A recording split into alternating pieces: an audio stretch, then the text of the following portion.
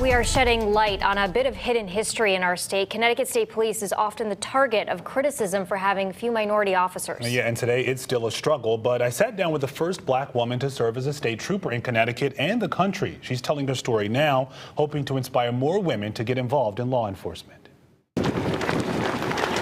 This is all part of the daily routine at the Connecticut State Police Academy. Recruits going the extra mile. You go down, you got that? Under the watchful eye of their instructor, hoping to make the final cut. Down! However, on this day, some added pressure with a distinguished set of eyes watching their every move. What's the dropout rate? Louise Smith is fascinated by how much policing has changed. Thank God I came on in '68. Smith graduated from the academy 50 years ago, but doesn't recall training this rigorously. So they were starting to make us run a little bit. Just a little bit. A little bit. At least for the women. We females were, we were exceptional at that point. Especially black women. Smith would become the first in Connecticut and one of the first in the country to join a state police force 7 years after the first black man. There were some troopers who were, they were all for it. Great, we're going to treat you like a sister. There were other troopers that didn't even talk to me. Smith started when the fight for civil rights was at the forefront and race riots rampant following the assassination of Dr. Martin Luther King Jr.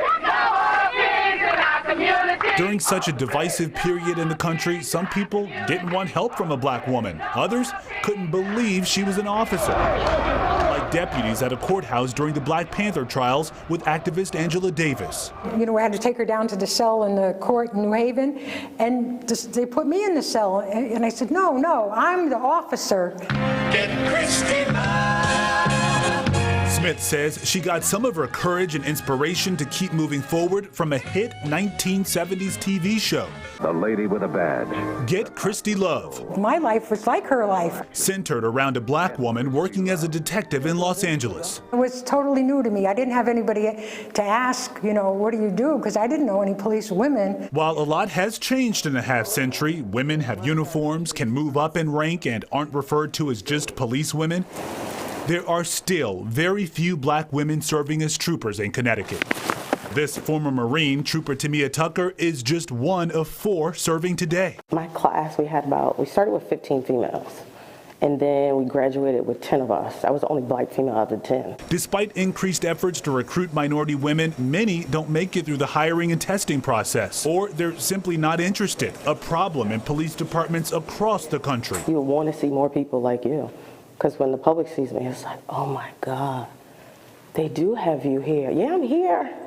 I'm strong, ready. What do you need? These days, Trooper Tucker says the need is great, especially with wavering trust for police in many minority communities. I'm out there. I volunteer my time. I want you to see a positive reflection of black police or just police in itself.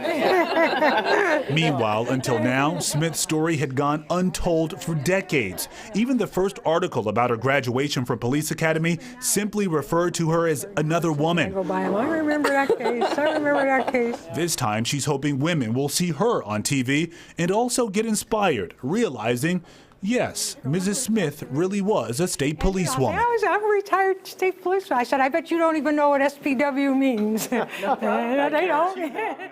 Everyone believes her now. Well, Smith says that she wants to see more women in general on the state police force. Now, in the current class of recruits, there are still no black women. 4 women in all, 2 are white and 2 Hispanic. But we thank all of those officers currently serving. Tough job. Of course, absolutely. Tough job. And she's an incredible woman. So many stories, too. Yeah, I loved hearing her talk about how much has changed and how very little physical activity they had to do back in the day. Yeah, wow. All right. Great story. Thank you, Jen.